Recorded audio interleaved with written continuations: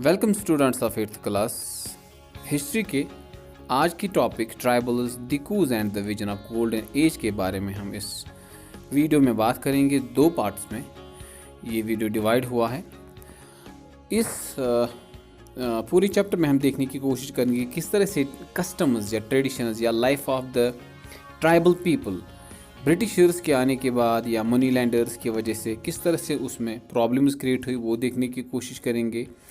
Tribals किस तरह से अपनी ज़िंदगी बसर किया करते हैं उसके बारे में इस चैप्टर में हम डिस्कस करेंगे। और पर्टिकुलरली 19th सेंचुरी में इन ट्राइबल पीपल्स के साथ ब्रिटिशर्स के ज़रिए से क्या कुछ हुआ वो हम देखने की कोशिश करेंगे। तो सबसे पहले शुरुआत करते हैं एक बंदे की जिसका नाम बिरसा मुंडा है। इसका आपने नाम सुना होगा। ये 1895 में पैदा हुआ था। एक ट्राइबल जो एक ट्राइब था जिसका नाम था मुंडा ट्राइब। इसका नाम बिरसा था और इसीलिए हम बिरसा मुंडा इसको कहा करते हैं।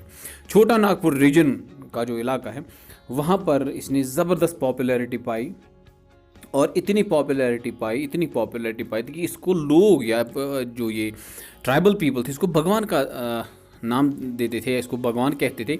और मेरेकुलस पावर्स इसके पास हैं या इसके साथ साथ ये डिजीज़ को क्योर कर सकता है और ये क्रॉप प्रोडक्शन इंक्रीज़ करने की भी सलाहियत रखता है। इस तरह के चीज़ें इसके साथ वाबस्ता थी। अच्छा, जहाँ तक बात इस ट्राइबल रीजन की है, यहाँ पर हम देखते हैं कि और भी ट्राइबल ग्रुप्स थे, जैसे संथालास थे, ओरान्स थे, ठीक है। और बिरसा मुंडा के फॉलोवर सिर्फ मुंडा ट्राइब के ही नहीं बल्कि बाकी सारे ट्राइबल्स के भी थे। और इस बिरसा मुंडा ने पूरी तरह से दिकूज या आउटसाइडर्स ब्रिटिशर्स को कहा। इसके साथ साथ जो क्रिश्चियन मिशनरीज वहाँ पर थे उनको भी इसने इसे कैटेगरी में रखा। और हिंदुस्तान के जो मनी लैंडर्स वगैरह थे, इन तीनों कैटेगरीज में आने वाले सारे लोगों को बिरसा ने क्या कहा? दिकूज, ठीक है, आउटसाइडर्स। और इन्हीं लोगों की वजह से ट्राइबल पीपल्स की जो लाइफ है वो बद से शाबाश बदतर हो गई थी। और ये किसी वजह से किसी न किसी तरह से अपने आप को इनसे बचाना चाहते थे। अब हम बात करेंगे वो सारे चीज़ों की जिसकी वजह से इन ट्राइबल पीपल्स की ज़िंदगी बर्बाद हो गई। जूम कल्टीवेटर्स इसकी वजह से इफेक्ट में आ गए। जूम कल्टीवेशन क्या होते हैं आपको ये बताना बहुत ज़रूरी है। जब हम एक हिस्सा फॉरेस्ट का क्लियर करते हैं, मतलब उसके टहनियाँ वहनियाँ या वगैरह जो ये पेड़ पौधे होते हैं उसको काटते हैं, फिर उनको जलाते हैं और उस पीस ऑफ लैंड को कल्टीवेशन में लाते हैं, ठीक है। Over a period of 2-3 years है, जितनी देर तक ये नेचुरल फर्टिलिटी ये पीस ऑफ लैंड लूज़ कर देता है, उसके बाद ये हिस्सा छोड़ के किसान जो है दूसरे इलाके में चला जाता है। इसको हम जूमिंग कल्टीवेशन या शिफ्टिंग कल्टीवेशन कहते हैं। हिंदुस्तान में ये नॉर्थ ईस्टर्न स्टेट्स में और सेंट्रल इंडिया के कुछ हिस्सों में इस जूम कल्टीवेशन या शिफ्टिंग कल्टीवेशन को देखा जाता था। और आज भी किसी किसी जगह पे इसको आज भी ऑब्जर्व किया जाता है। आई बात समझ में? आई बात समझ में बच्चा? Very good. आप देख सकते हैं इस पिक्चर में कि किस तरह से किसानों ने एक पीस ऑफ लैंड को क्लियर किया है, दूसरे साइड से वेजिटेशन भी आपको नज़र आ रही है। मतलब ये वाला हिस्सा जहाँ पर अभी कल्टीवेशन हो रही है, कुछ सालों के बाद जब भी अपनी नेचुरल फर्टिलिटी खो देगा ना भाई साहब, तो ये उस वाले हिस्से पे जो ग्रीन कलर आपको नज़र आ रहा है वेजिटेशन, वहाँ पर चले जाएंगे आके। इस तरह से ये अपनी जो है कल्टीवेशन करने की जो लैंड है ये बदलते रहते हैं और इसी सिस्टम को हम जूम कल्टीवेशन कहते हैं। इसके बाद हंटर्स और गैदर्स की अगर हम बात करें, हिंदुस्तान में कुछ ट्राइब जैसे खूंडाज या के उड़ीसा के हैं, बेगाज जो सेंट्रल इंडिया के हैं, ये जो है डिफरेंट जो है लाइफ स्पेंड करते थे। ये ज़्यादातर हंट करते थे कलेक्टिवली, मतलब सारे ग्रुप एक साथ जाते थे, ग्रुप में जाते थे और कलेक्टिवली जो हंट करते थे, जानवरों का शिकार करते थे, फिर उसको मिल बांट के जो है खाते थे। इसके बाद ये फ्रूट्स जो रहते थे जंगलों में, फ्रूट्स वगैरह रूट्स, उनको भी कलेक्ट करते थे, उनको भी बांट के खाते थे। इसके बाद जो मेडिसिनल हर्ब्स वहाँ पर हुआ करते थे जंगलों में, उनका इस्तेमाल खुद भी करते थे और कुछ उसमें से मार्केट्स में बेचा भी करते थे। और इसके अलावा ये जो चीज़ें होती थी मार्केट्स में बेच के ये अपनी ज़िंदगी बसर किया करते थे। इसके अलावा जो गांव देहात में रहने वाले लोग थे ट्राइबल्स के बगैर, जो वीविंग का काम करते थे, आई बात समझ में, वो क्या करते थे, वो इन ट्राइबल पीपल के ऊपर डिपेंडेंट हुआ करते थे, क्योंकि अपने कपड़ों को डाई करने के लिए वो इन ट्राइबल्स के पास जाते थे क्योंकि इनको पता होता था कि किस किस्म के फूल से वो अपने कपड़ों को डाई कर सकते हैं। और ख़ास एक फूल हुआ करता था जिसको बोला जाता था कुसुम फ्लावर। ये कुसुम फ्लावर ये ट्राइबल्स कलेक्ट करते थे भाई साहब, फिर इन लोकल वीवर्स को ये बेचा करते थे, जिससे इन ट्राइबल्स की ज़िंदगी चला करती थी। आई बात समझ में? मतलब ये सिलसिला ऐसे ही। अच्छा, एनिमल हर्डर्स, ये वो कौन कौन से लोग हैं भाई साहब? ये वो लोग थे, वो ट्राइबल पीपल थे जो अपने माल मवेशियों के साथ एक जगह से दूसरी जगह आते जाते रहते थे। ठीक है, इनमें से वन गुजराज पंजाब के थे, लबाडीज जो थे वो आंध्र प्रदेश में रहा करते थे, गदीज जो है वो कुल्लू रीजन में रहा करते थे, और बकरवाल जम्मू एंड कश्मीर में देखने को मिलते हैं, आज भी मिलते हैं भाई साहब। तो ये नोमैडिक पीपल थे, नोमैडिक लाइफ स्पेंड करते थे अपने हर्ड्स के साथ, माल मवेशियों के साथ, भेड़ बकरियों के साथ एक जगह से दूसरी जगह आते जाते रहते थे। आई बात समझ में?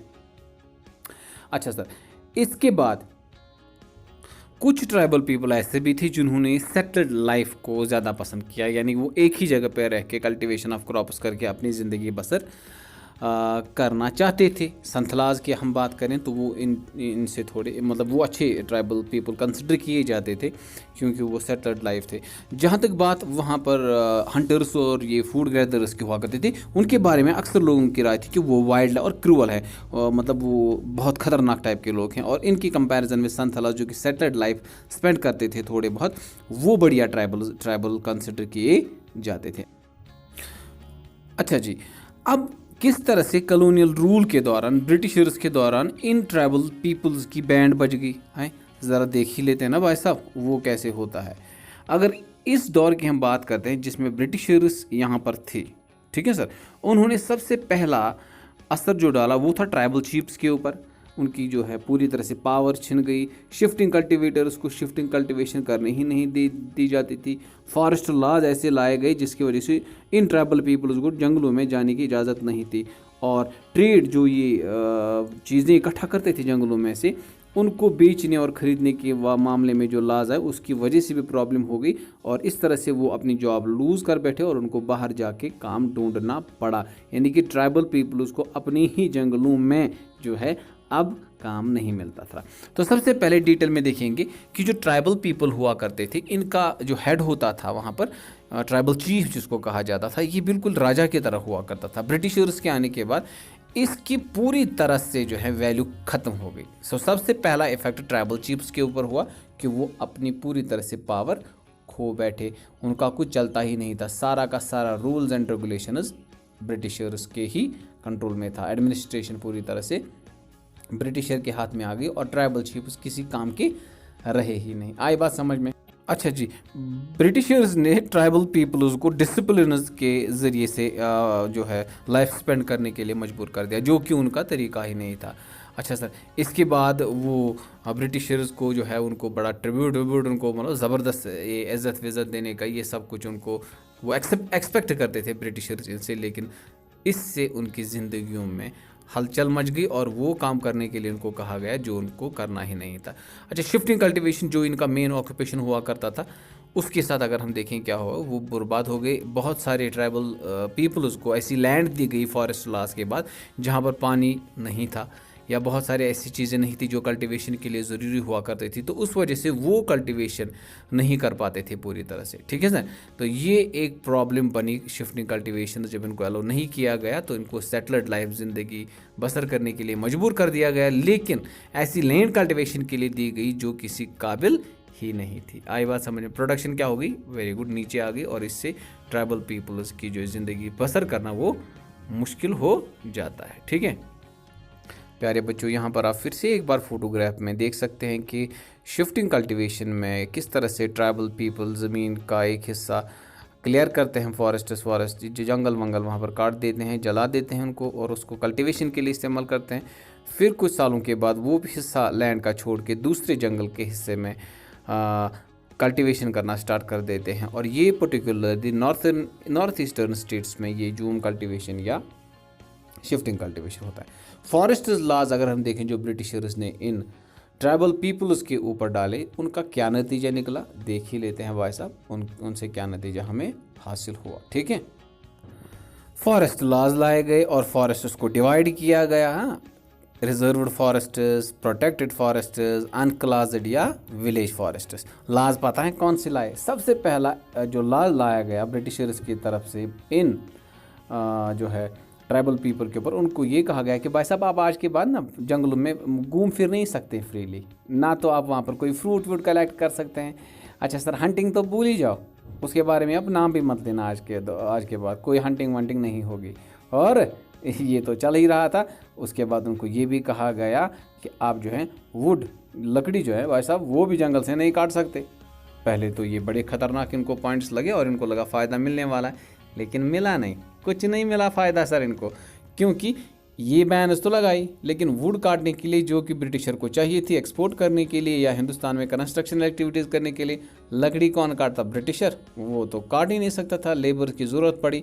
तो फिर इन्होंने धीरे धीरे करके इनको कहा कि आप शिफ्टिंग कल्टीवेशन भी छोटे छोटे पैचेस पे कर सकते हैं, आप वुड भी कलेक्ट कर सकते हैं थोड़ी सी, इसके अलावा जो है फ्रूट्स वगैरह जो भी आप कलेक्ट कर सकते हैं, लेकिन इसके बदले में आपको क्या करना होगा? ये ब्रिटिशर ने इनसे कहा कि आपको हमें लेबर्स देने होंगे, जब भी हमें वुड काटने की ज़रूरत पड़ेगी, लकड़ी काटने की ज़रूरत पड़ेगी, आप जो हमें हैं उस वक्त लेबर्स देंगे। ठीक है, अब ये तो अलाउ किया गया थोड़ा बहुत, लेकिन कुछ लोगों को ये अच्छी नहीं लगी ये बातें और उन्होंने रिवोल्ट कर लिया बाद में। कौन सा रिवोल्ट हुआ आगे देखेंगे ना, कौन सा रिवोल्ट हुआ। Very good. So this was all about the topic number 1। ये इसका पहला वीडियो था। उम्मीद है कि आपने इसको समझा होगा भाई साहब। अगले वीडियो तक के लिए आप हमें इजाज़त दीजिए। सलामत रहिए, खुश रहिए, अल्लाह हाफिज़।